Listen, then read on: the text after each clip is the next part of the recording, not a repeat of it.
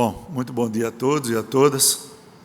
É um prazer poder estar aqui num evento tão importante e com a presença de tantas pessoas, tanto fisicamente como virtualmente, para que a gente possa falar um pouco das situações, das práticas, dos eventos que acontecem na Câmara dos Deputados.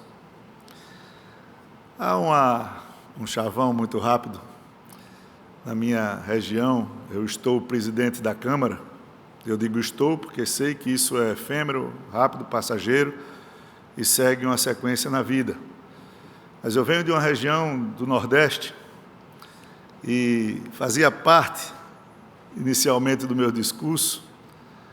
E aí o pessoal que nos aconselha disse, o mundo não vai entender o que é vaqueiro, nem o que é vaquejada. Com certeza não. Mas sabe o que é um rodeio, sabe o que é um esporte equestre, sabe o que é hipismo, sabe o que são esses esportes que envolvem animais, né, junto com seres humanos. E o esporte, na minha região, ele tem o objetivo de você percorrer 100 metros e com o seu braço você derrubar um boi, que varia aí de 300 a 600 quilos, num determinado espaço físico de 10 metros entre uma faixa e outra. Há uma velocidade aí de, sei lá, 60, 70 quilômetros. Não é fácil, mas é mais fácil do que aprovar determinadas reformas no Brasil, que nós sabemos que precisa da união de todos, do esforço de todos e, principalmente, da determinação dos senhores deputados e senhores senadores, junto com o Executivo, para poder formular as propostas que tenham mais aceitabilidade ou possibilidade de aprovação. O mercado, todos sabemos, vem da palavra mercatus. Em latim, era um lugar em Roma para onde iam os comerciantes e consumidores para trocarem mercadorias. Vem do verbo mercare, de comprar e, consequentemente, onde há uma compra, há uma venda. Eis que o mercado, que era um lugar físico, num tempo longínquo, onde o sistema econômico e a moeda ainda eram primitivos, já existia num lugar, mas, sobretudo, e muito mais importante, como uma ideia. A ideia de que o mundo precisava se desenvolver através de trocas entre os seres humanos. Na prática, mas sem muitas teorias, as pessoas já sabiam e praticavam algo que há muito tempo viria a ser chamado de atividade econômica. E tinha certeza de que o mercado era tão fundamental quanto todas as outras atividades visíveis ou mais convencionais.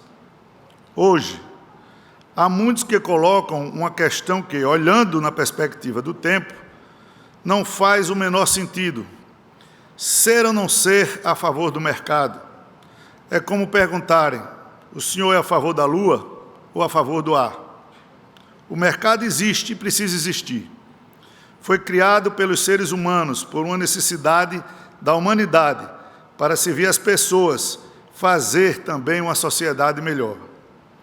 A questão não é se deve ou não existir o mercado, é como existir um mercado cada vez melhor, para que a sociedade possa, ela sim, se beneficiar cada vez mais dele, como sempre, dos benefícios de haver um mercado. É claro que, com todas as construções humanas, o mercado não é perfeito e precisa, claro, ser regulado. Não pode atuar fora dos limites, mas a sociedade que existia antes do mercado, e falo aqui do mercado de Roma, era melhor que a que passou a existir depois? Claro que não. Dito isso, quero prestar contas do trabalho empreendido pela Câmara dos Deputados nos pouco mais de 100 últimos dias, no quesito reforma e modernização do Brasil. Trabalho que vem sendo feito em muitos temas, numa parceria estreita, amiga e leal, com o meu amigo senador, presidente do Congresso Nacional, Rodrigo Pacheco. Aprovamos um marco na história macroeconômica do país, a independência do Banco Central, e aqui saúdo com muito prazer a presença do nosso presidente Roberto Campos. Logo nos primeiros dias de nossa gestão, estamos agora em uma linha em termos de governança financeira com as economias mais avançadas e prósperas do mundo. Aprovamos o novo orçamento, que estava parado desde o ano passado. Incorporamos o novo auxílio assistencial, sem destruir compromissos mínimos com o equilíbrio fiscal que sempre pregamos e falamos e assumimos. Aprovamos os mecanismos permanentes de shutdown, para que os entes públicos municipais, estaduais e federais. Com isso, em caso de calamidade fiscal, os executivos poderão decretar insolvência e suspender os pagamentos, para não estourar os limites orçamentários. Retiramos também a destinação de diversos fundos orçamentários, tornando-os mais livres, ainda longe do ideal, claro, mas dentro do orçamento da União. Aprovamos a nova lei do licenciamento ambiental, que vai destacar um segmento importantíssimo de geração de empresas e riquezas no país. E é importante que esse tema seja abordado com muito critério, que todos possam ler para entender que um tema com essa complexidade, com todas as versões que são feitas a ele e para cima dele, tenham tido e tenha sido feito por um debate amplo dentro do Congresso Nacional, na Câmara dos Deputados, com mais de 84 reuniões esse ano, audiências públicas, discussões em todos os ministérios afins, conseguindo quase que unanimidade dentro de todos os aspectos governamentais e que foi aprovado com um quórum elevadíssimo e rejeitando todos os destaques para a modificação desse texto, o que visa e dará oportunidade ao Brasil de sair daquela burocracia que se arrasta entre licenças ambientais, que são absolutamente inviáveis para obras responsáveis, mantendo o critério de respeito ao meio ambiente, porque é isso que o Brasil tem e faz ao longo do tempo. E na semana passada, aprovamos também a MP com quórum também de emenda constitucional, que desestatiza, que capitaliza a Eletrobras. Essa medida irá garantir a retomada de investimentos no setor e, consequentemente, a oferta do insumo essencial para a retomada sustentável do crescimento econômico. Aprovamos o novo regimento interno da Câmara dos Deputados. Parece grego para os senhores ou para grande parte de quem nos assiste, mas o regimento interno é a regra do jogo legislativo. Quanto mais complicado, mais burocrático, é difícil de discutir e de aprovar as leis. Pois o regimento interno, o novo regimento interno, é muito mais ágil, mais produtivo e sem nenhum prejuízo ao debate democrático. Vamos produzir leis, mais leis, com menos perda de tempo e debates e manobras regimentais desgastantes e inúteis. Bom para o Brasil. Meus amigos e minhas amigas, nunca tivemos um alinhamento de astros tão perfeitos, de um governo liberal, de um Congresso reformador. Vamos aproveitar essa janela de oportunidades, sobretudo, neste precioso ano de 2021. E vamos mudar o Brasil. Da minha parte, os senhores podem ter certeza que eu não tenho medo do tombo nem do coice, e tenho a certeza que vamos entregar um Brasil melhor do que recebemos. Muito obrigado.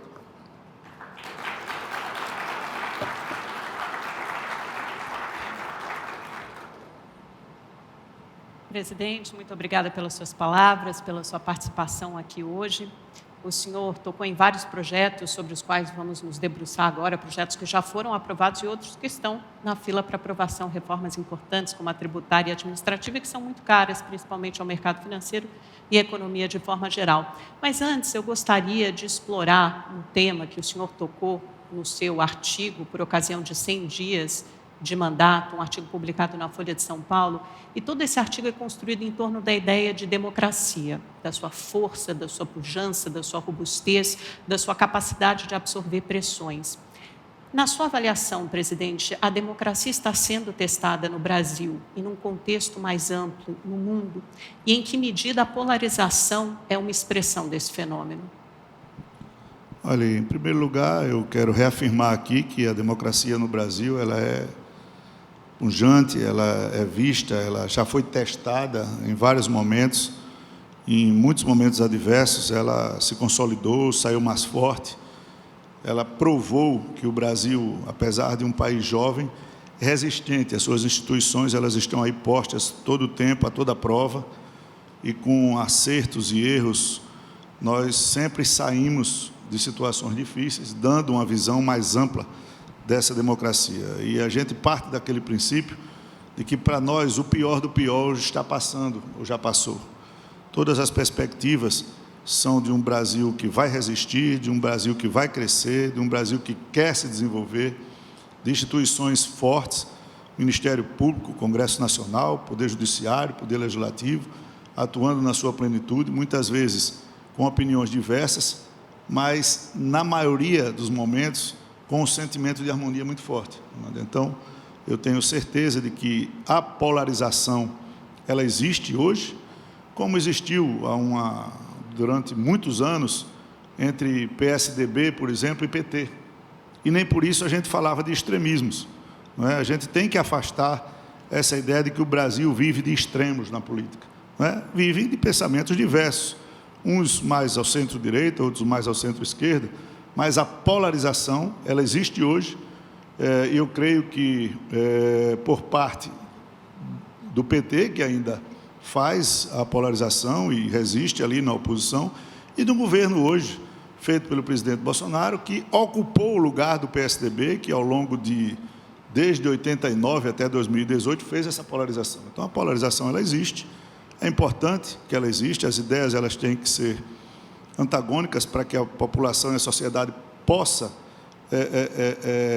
escolher, mas longe de extremismos, que é o que a gente trabalha de maneira bem clara no Congresso Nacional, para caminhar sempre pelo meio, porque é por ali que a gente resolve os problemas, que é com equilíbrio, com quem forma uma ideia na transversalidade do tempo. Presidente, a CPI da Covid tem se debruçado sobre ações e omissões do governo federal no combate à pandemia. O senhor já disse que não é hora, não é momento de apontar culpados, mas falou também que o Brasil precisa evitar essa agonia e esse vexame internacional. Que balanço o senhor faz do enfrentamento da pandemia até aqui? Nós sabemos que o Brasil tem cerca de 3% da população mundial, 12% das mortes, e também temos o maior número de mortes por milhão da América Latina. Qual a sua análise? Olha, em primeiro lugar, se eu pudesse adicionar, eu sempre coloquei de maneira muito clara que a CPI, como qualquer instrumento legislativo, principalmente a CPI, que é um objeto da minoria fazer a fiscalização, tanto é que ela exige uma quantidade de assinaturas bem abaixo do quórum da maioria absoluta, não é? Ela é lícita, não é? Você tendo as assinaturas, você tendo o fato específico, você tendo a disposição, ela é correta, ela é função do Legislativo investigar. Eu costumo dizer, nesses casos e nas últimas entrevistas, que se eu chegasse agora para o Esteves e perguntasse como é que foi a minha entrevista, como foi a minha participação, ele não saberia dizer, porque ela não terminou aqui. Pode ser boa, pode ser ruim, pode ser satisfatória, pode não ser. É a mesma coisa que está acontecendo na perda de tempo deste momento da CPI. A pandemia não terminou. Nós estamos ainda com números preocupantes, nós estamos na busca de vacinas, nós não temos uma bússola, um rumo que diga como se comporta esse vírus em todos os momentos. O assunto do momento é a cepa indiana. Ela é alcançada por uma vacina, não é alcançada por outra. Então, eu tenho dito, eu sou a favor de CPI, no momento adequado, na hora certa, porque todas as pessoas que cometeram erros durante esse trajeto, e erros são diferentes de fatos dolosos, né? Você comete erro por não conhecer, diferente de você persistir num erro por dolo, vai pagar, vai ser responsabilizado eleitoralmente, penalmente ou civilmente na frente, mas não nesse momento. Nós não podemos permitir que o Ministério da Saúde perca o foco do combate à pandemia, da busca de vacinas, da imunização do nosso povo, para que a gente saia desse processo inteiros, vivos, com altivez.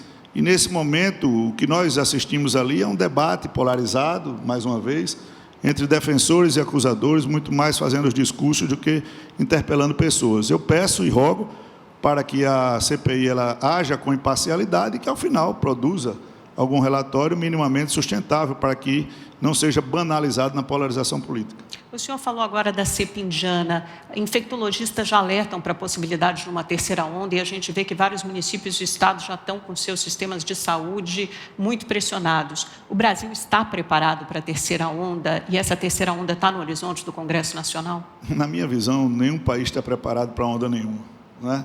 Quando ela vem na Europa com países ricos, que têm um superfundo de euros para bancar todos os negócios dos seus cidadãos fechados, com aporte financeiro, todos os países sentem. E, lógico, o Brasil não é um país rico, é um país em desenvolvimento, um país emergente, um país de uma economia forte, mas ainda não figura nos mais estáveis do mundo. Então, vai sentir. E todo o trabalho, toda a nossa preocupação é de ajustar a política, é de ajustar o Congresso para facilitar a aprovação de leis ou de regulamentar situações que possam facilitar o combate, não é? Lógico, o kit básico todos nós já sabemos, que é o distanciamento social, que é o uso de máscara, que é a higiene, mas enquanto não houver a vacina, enquanto nós não tivermos uma vacinação profunda da nossa população, não há outra receita, não é? A gente tem que percorrer e ficarmos atentos e buscarmos alternativas. Há uma perspectiva boa para o segundo semestre e a gente tem que trabalhar para que novas oportunidades, como novas situações aí da Covaxin, por exemplo, que se tiver uma aprovação essa semana ainda por parte da Anvisa, pode aumentar agora em junho em 10, 12, pode chegar até 20 milhões de doses. Então, são possibilidades que nós temos que percorrer. E com relação às ondas ou às situações, é preciso, sim, que as agências sanitárias elas tenham uma fiscalização mais rígida nos portos, aeroportos, rodoviárias, trânsito interno e externo, para que se localize rápido, testando mais e fazendo medidas de contenção para que a população tenha mais tempo na pandemia, para que as vacinas cheguem e produzam seus efeitos. E apesar da CPI, da pandemia, o senhor tem tocado uma agenda intensa de projetos no Congresso, tem uma longa fila de reformas para serem aprovadas. Se o senhor pudesse apontar um desses projetos que o senhor gostaria de deixar como contribuição, como legado da sua gestão à frente da Câmara dos Deputados, que projeto seria esse? Bom, quando você fala em legado, é uma palavra assim muito forte, né? Eu costumo ter receio de trabalhar por legado. Eu pretendo, sim, honrar os compromissos que eu fiz durante a campanha, que é transformar a Câmara dos Deputados numa casa legislativa que todos tenham voz, que as diferentes ideologias possam se expressar, que nós tenhamos um debate claro, amplo e transparente sobre todas as matérias importantes para o país. E se nós conseguirmos entregar um país minimamente melhor do que recebemos, para mim já é suficiente. Nós temos uma prática diversa de outros presidentes, cada um tem a sua marca. Eu procuro fazer indicação de relatorias obedecendo um critério técnico de proporcionalidade. Os relatores naquela casa têm liberdade para fazer os seus textos, mas com a mesma liberdade eles têm a obrigação de prestar contas no Colégio de Líderes, numa reunião prévia toda terça-feira, e depois que todas as dúvidas são retiradas, Amanda, eles vão bancada por bancada, retirando as dúvidas, discutindo, ajustando o texto. E, a partir daí, nós temos o resultado. Nós tivemos resultados expressivos esse ano em matérias importantes, matérias como a mudança da Lei de Segurança Nacional para a Lei do Estado Democrático de Direito, que reforça a nossa democracia. Era uma lei que estava no Congresso desde 2002 e não tinha prosseguimento no seu andamento. Nós votamos o licenciamento ambiental, que era uma lei de 2004, que estava também com muita dificuldade de ser regulamentada no Congresso.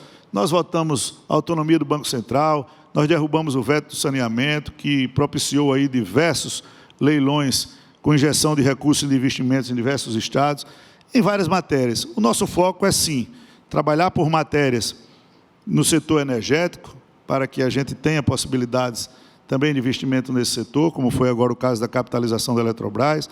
Nós temos matérias nas áreas sanitárias, nós temos matérias no contexto social, o trabalho por um novo auxílio mais efetivo, com possibilidades de progressão social, mas principalmente as reformas. Eu não tenho nenhuma vaidade em sair como um presidente que votou essa ou aquela, mas trabalhar muito para pôr em prática, colocar em discussão, não é? O importante é que, se todos nós tivermos paciência de esperar 24 meses por um relatório, nós não podemos nos assodar agora na hora de discutir e de dizer como vai ser votado os procedimentos da votação, que é um tema que é unânime no Brasil, que todos querem. A forma e o contexto é que mudam as características. Então, a reforma tributária, muito importante, tão falada e propalada, eu defendo sim, e muitas vezes eu falo enfatiamente e recebo críticas. A gente pode usar diversos adjetivos para fazer, mas o que nós temos que fazer é fazermos uma reforma possível para o momento, que simplifique, que desburocratize, que não aumente a carga tributária, que dê segurança jurídica. Se nós alcançarmos pelo menos 3 desses 4 pilares, nós vamos entregar um legado para a população brasileira, não para o presidente da Câmara, nem para a Câmara dos Deputados, muito melhor. E o trabalho vai ser duro nesse sentido.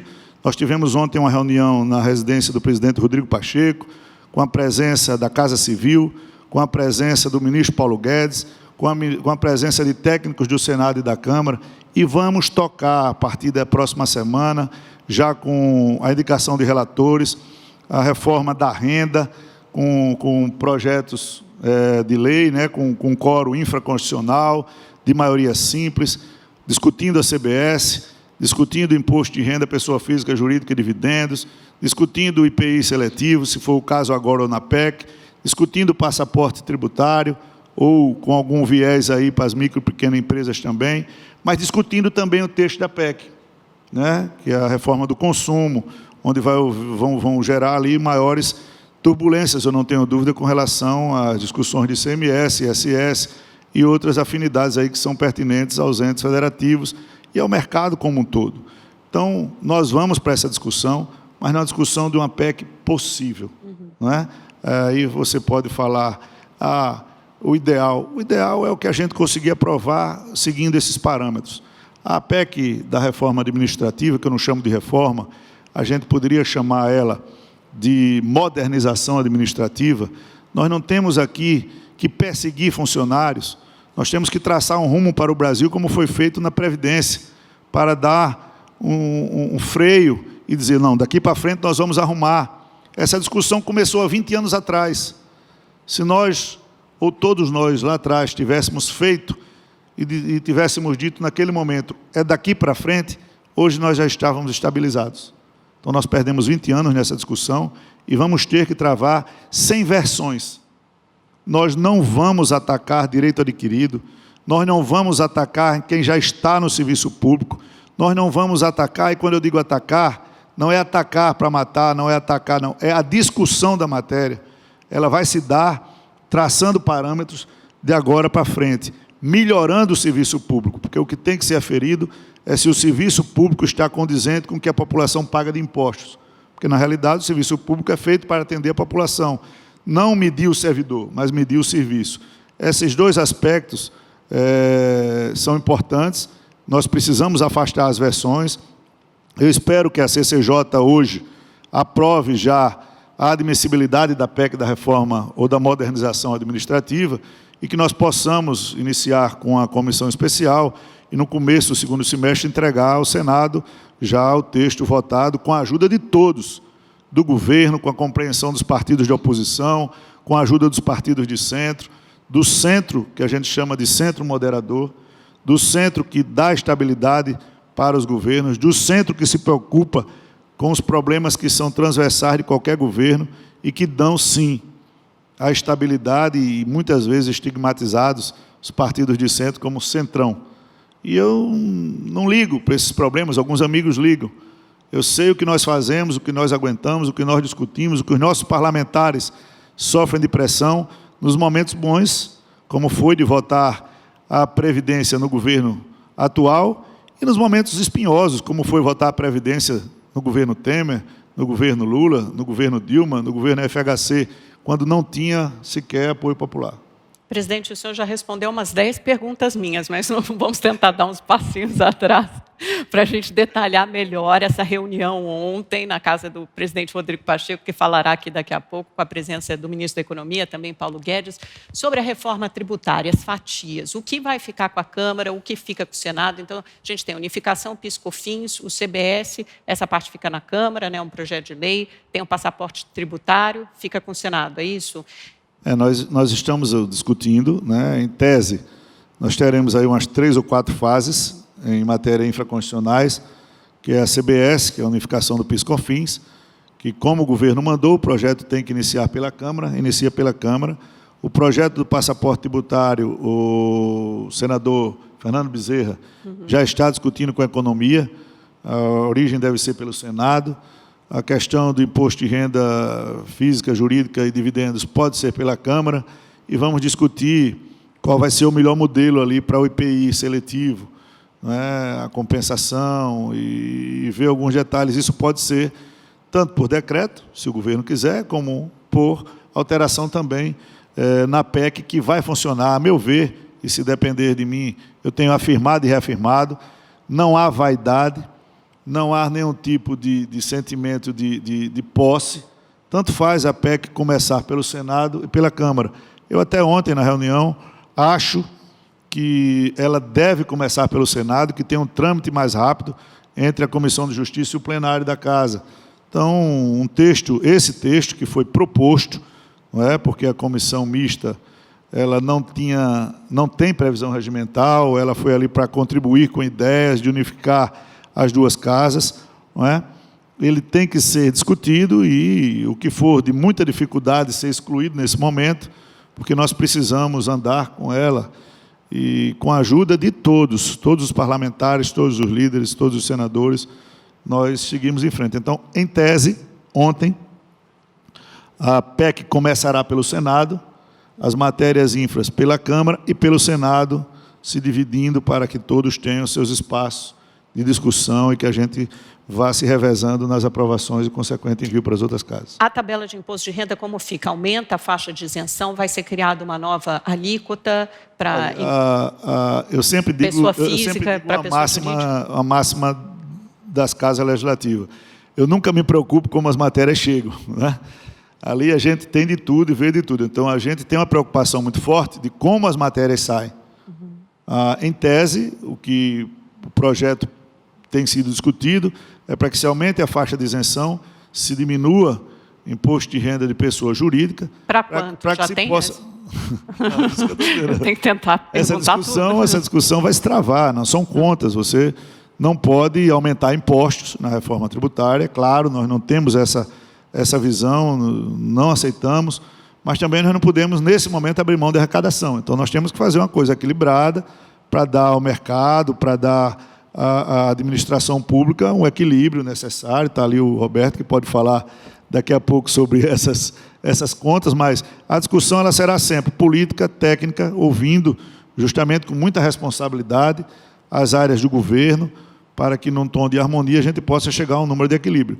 Mas, quando se fala, e tem que se falar isso com bastante cuidado, eu acho que o ministro Paulo Guedes vai falar à tarde, tenho certeza, sobre esse assunto de dividendos, é justamente isso, é você reduzir a carga tributária das empresas e, lógico, taxar dividendos, que é uma coisa que acontece no mundo todo. E aí fica a escolha de saber se vai se fortalecer a empresa ou repassar alguma coisa para a pessoa física e aí pagar o imposto como todo mundo.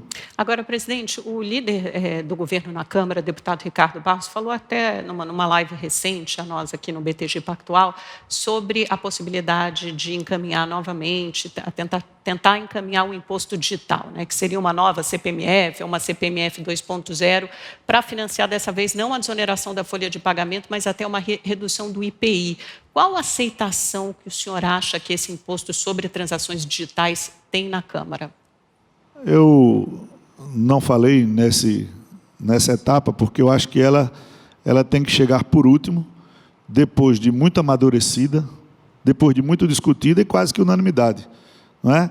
Depois dessas discussões que nós vamos travar em todas essas fases, vão vir muitas dúvidas, vão vir muitos questionamentos, vão vir muitas possibilidades de alternativas. E talvez, lá na frente, como última alternativa, o imposto digital, que todos pagam, e quando todos pagam todos pagam menos, pode ser visto como alternativa. Mas nós não vamos assodar esse debate, não é a prioridade do momento. A prioridade do momento são estruturar as outras fases, deixar a sequência do filme clara, não é? A partir do momento que a gente solicita que a economia mande os projetos de lei e que a gente tenha uma ideia de texto base a ser discutido da proposta de emenda constitucional, você vai ter um filme para que o mercado, como foi dito, para que os setores produtivos, para que os estados, os municípios, os entes federativos, as pessoas físicas e jurídicas possam se posicionar. Era o que eu lutava o tempo todo, para que nós tivéssemos um texto, um start. Porque quando você não tem, você fica só falando de versão.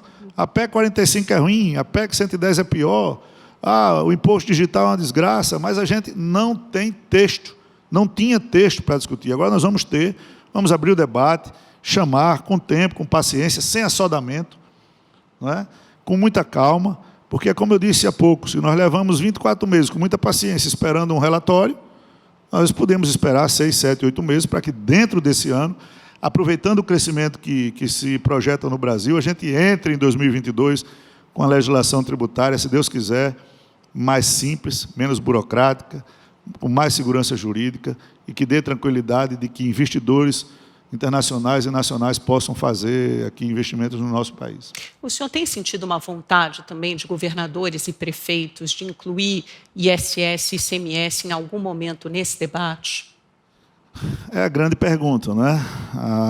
O contexto todo de como vai se dar isso. Na reforma previdenciária, que foi uma reforma também que tinha lá as suas dificuldades, nós optamos por deixar estados e municípios fora.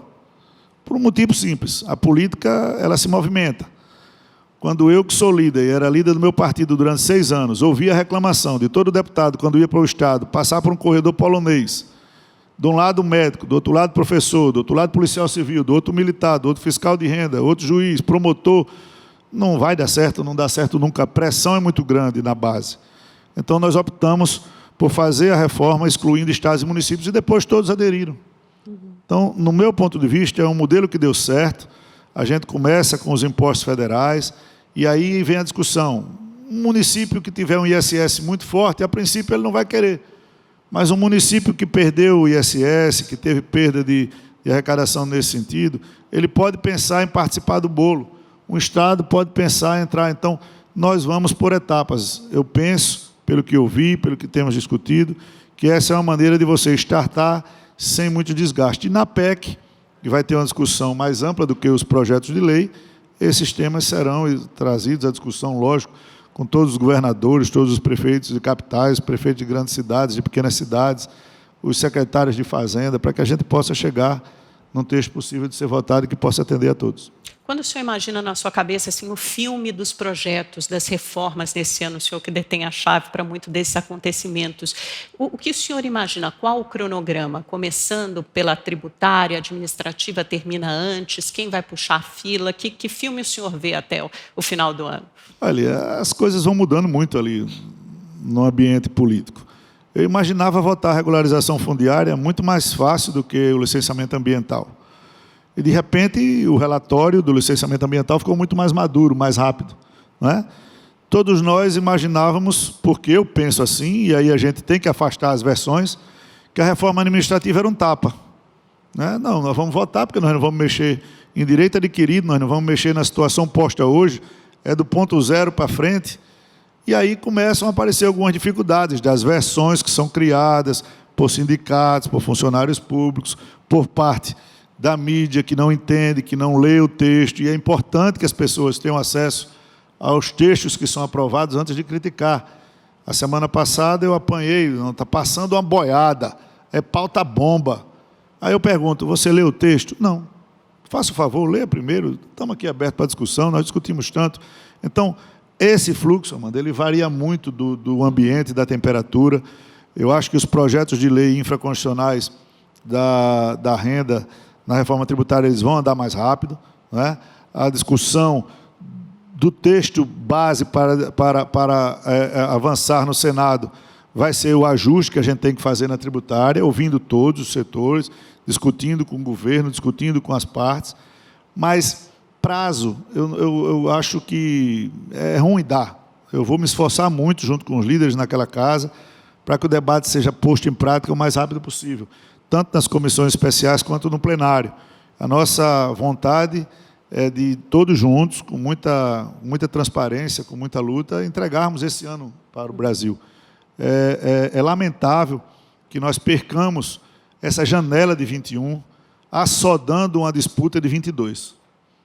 Não é possível que a gente vá perder esse ano numa luta desde 19, quando o Brasil já apontava com um crescimento muito bom e fomos pegos na pandemia, 20, 21 com recrudescimento, e a gente perca tempo em votar os projetos estruturantes para que na saída, logo ali, na volta de um novo horizonte, né, de esperança, e de relacionamento, e de crescimento, a gente não esteja preparado, porque perdemos tempo discutindo coisas que só serão tratadas a partir de junho do ano que vem.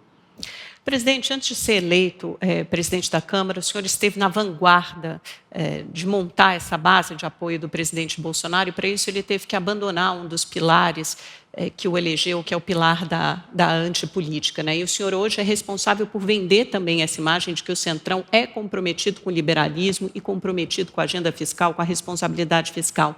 Que imagem que o senhor acha que o Centrão tem hoje e que imagem que o senhor pretende deixar como fruto da sua gestão? Bom, primeiro que eu acho que sem a política nada anda, né? A política é a base de transformação de tudo que acontece, afeta do mais humilde ali, daquele que está totalmente excluído, ao mais poderoso, né? Tudo que é votado ali no Congresso, ele afeta um lado e afeta o outro. Então, é importante que a gente esteja atento. Então, eu tenho orgulho de dizer que faço política ao final desse mandato há 30 anos, eu tenho 8 eleições consecutivas, de vereador da minha cidade, de deputado estadual, de deputado federal. Na Câmara, fui líder de partido durante 6 anos, presidente da CCJ, presidente da Comissão de Orçamento e hoje presidente da Câmara, fazendo política.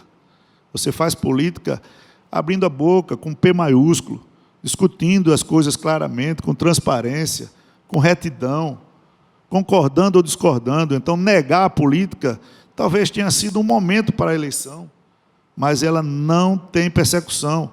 Nós estamos lutando o tempo todo com a reforma política, apertando a legislação para que a gente diminua a quantidade de partidos no país, porque, por mais forte que seja um presidente, qualquer ele vai se eleger no máximo com 10% de uma base. E como é que ele vai governar com 10% de parlamentares? Ele tem que fazer governo de coalizão. Por isso que há esse chavão de chamar os partidos do centro democrático, do centro de centrão, porque esses não vão para os extremos, não é? Eles estão ali no meio, cuidando de dar sustentação às matérias que são importantes para o país, muitas vezes mal compreendidos. Mas nesse momento, nesse start, não há o que se falou tanto. Quais são os ministérios dos partidos de centro? Quais são as ingerências? Não.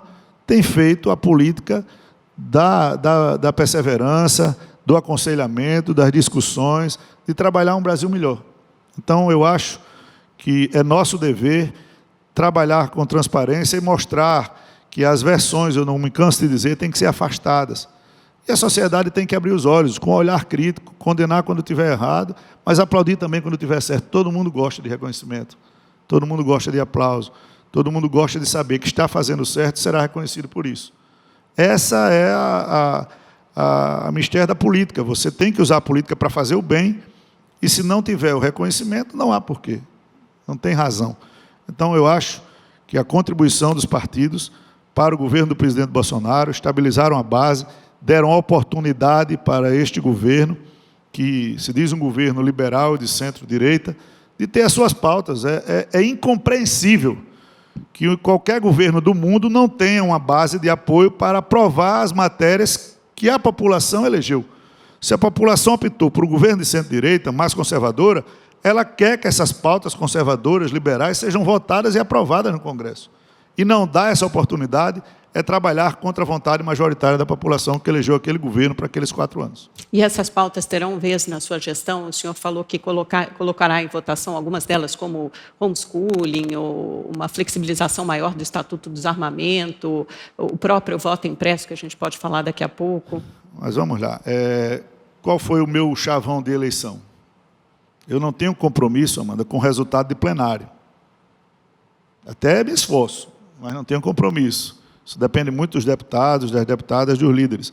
Mas eu fiz um compromisso de dar voz a todos os deputados, e tenho feito, e de fazer com que qualquer tema seja tratado e discutido naquela casa.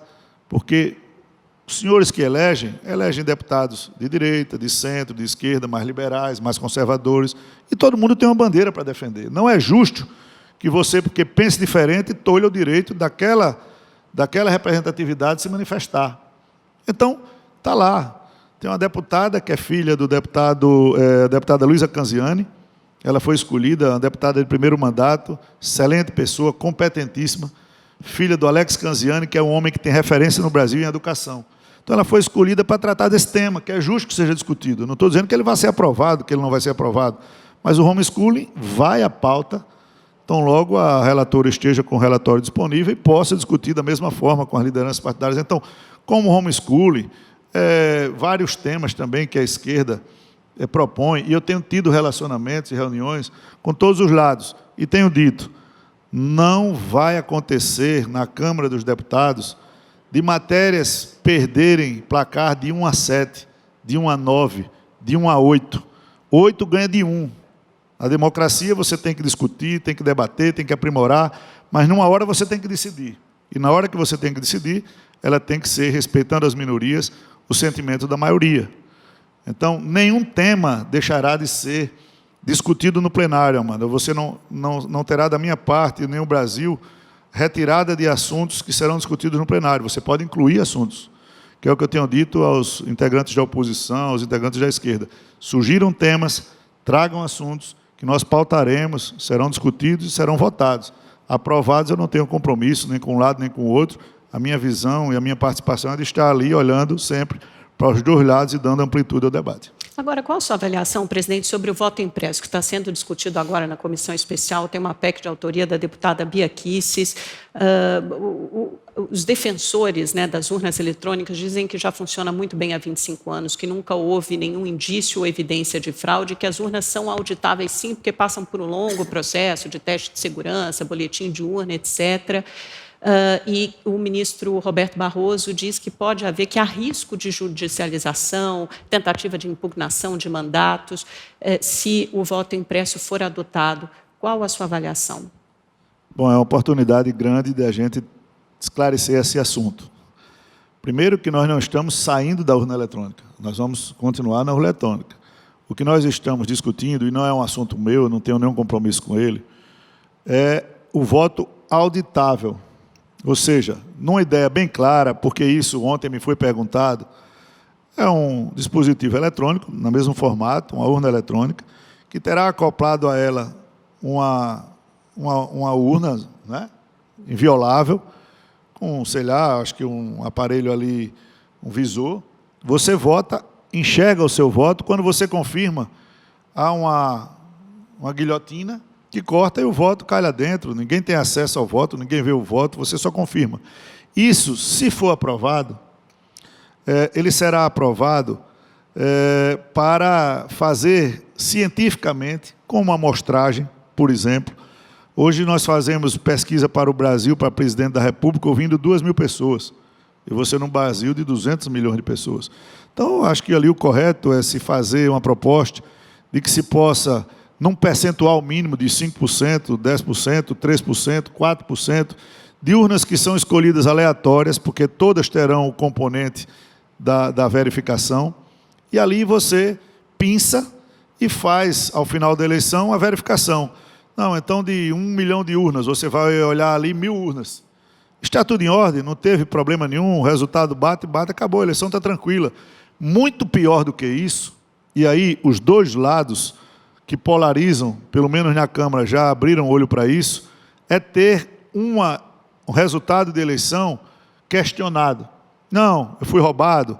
Não, fraudaram. Não, houve isso. E eu quero dar aqui o meu testemunho. Como eu disse aqui, eu disputo eleição há 8 eleições, 6 delas no sistema eletrônico. Eu não tenho notícia de fraude, eu não tenho notícia de erro, eu não tenho notícia de nenhum fato grave que tenha acontecido que desqualifique. Mas hoje nós temos, e é fato, uma parte da sociedade brasileira e uma parte de congressistas que querem auditar o voto. Então, na mesma linha de dizer que não tem nada errado, se não tem nada errado, eu também não vejo dificuldade de você auditar o que está certo. Está certo, beleza, tirou a dúvida, acabou o assunto.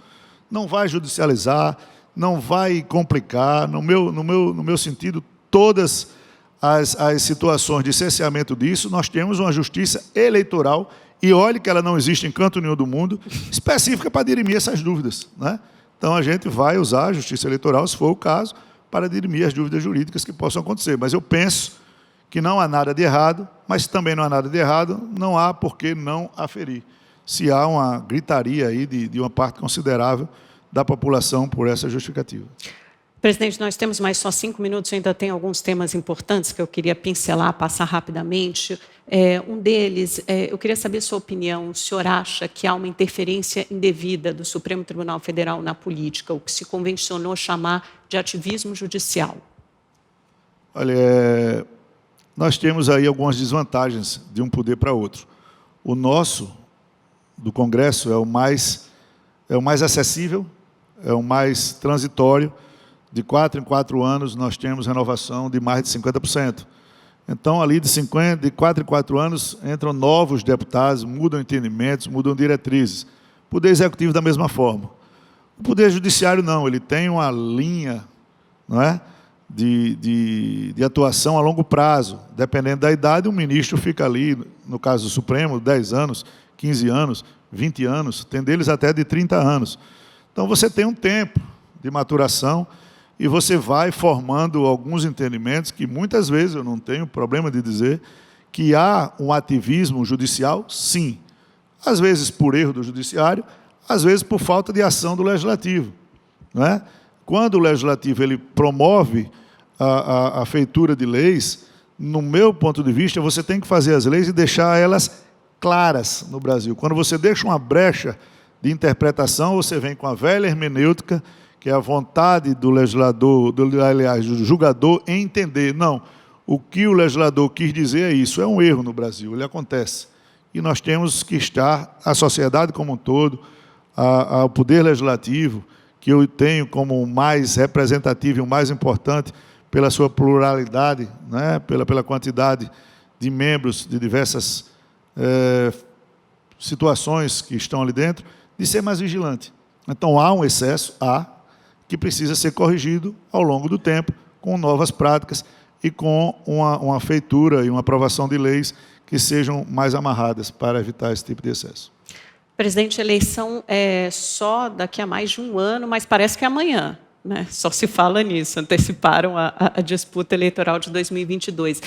E eu gostaria de dividir com o senhor, compartilhar a pesquisa mais recente, Exame Ideia Big Data, que foi divulgada na sexta-feira passada, e aponta Lula numericamente à frente de Bolsonaro no primeiro turno, em um dos cenários com 37 contra 32 do presidente, e no segundo turno o petista tem 45 contra 37% do presidente, do presidente Bolsonaro. Na pesquisa Datafolha, as distâncias são ainda maiores.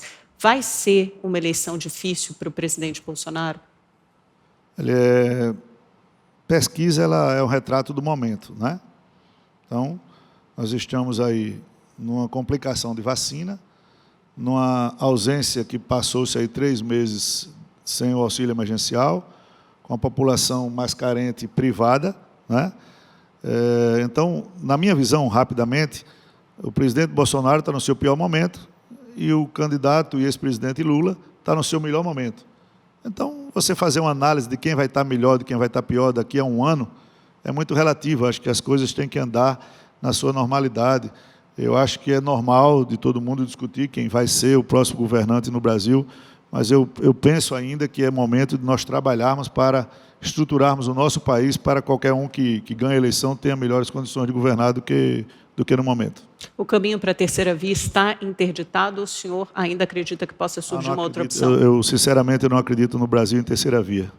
Ela não houve desde 89. Ela tem sempre uma polarização, e você pode fazer o retrospecto. Foi Collor contra Lula, foi FHC contra Lula, foi Lula contra FHC, enfim, sempre teve essa polarização, e a terceira via, ela chega ali, mais próximo que ela chegou, foi, se eu não me engano, da eleição da Marina numa eleição, e na outra ela já dissolveu como candidata, chegando atrás, inclusive, daquele ex-deputado Daciolo, né? Então, nessa eleição, com a polarização que existe, eu não acredito que vai haver terceira via, porque os dois vão convergir para o centro, e o centro vai escolher qual é o melhor dos dois para governar em 22. O presidente Bolsonaro pode ir para o seu partido, o PP? A gente sabe que há conversas entre ele e o presidente Ciro Nogueira. Qual a sua opinião? Olha, o presidente ele está sem partido, né? Ele tem conversado com vários partidos, não há nenhuma definição. O meu partido é um partido da base. Esses assuntos partidários eu deixo sempre para o presidente Ciro, para não ter conflito de instâncias, né? Então, é importante que ele um dia ele possa se posicionar sobre isso, mas são perspectivas e possibilidades. Uma última pergunta, porque o nosso tempo está encerrando. Quando o ministro Fachin anulou monocraticamente as condenações do ex-presidente Lula, o senhor tuitou: minha maior dúvida é se a decisão monocrática foi para absorver Lula ou Moro. Lula pode até merecer, Moro jamais. Qual a sua opinião sobre o ex-presidente Lula? Os apoiadores do presidente Bolsonaro veem Lula como ladrão. O senhor o vê dessa forma? Olha, eu não costumo fazer juízo de valor de ninguém. Com relação a esse Twitter, eu deixei claro de que houveram excessos gigantescos da Operação Lava Jato. Ela trouxe contribuições importantes para desvendar algumas coisas que existiam e que tinham errado, mas ela cometeu tantos excessos, principalmente no ataque às pessoas jurídicas e na garantia do Estado Democrático de Direito, que foram comprovadas aí, que, na realidade, eu não sei, e ainda hoje tenho quase que certeza que o ex-juiz Moro, num país mais duro, ele teria uma pena muito rígida. Então, naquele julgamento do ministro Fachin, a dúvida que ficou foi essa: o Lula pode até merecer, porque o que aconteceu com determinados crimes no foro errado ou com perspectivas de caracterização erradas não se justificam em nenhum Estado democrático de direito. Então, o Lula pode até merecer. Eu não estou aqui fazendo juízo de valor, nem faço.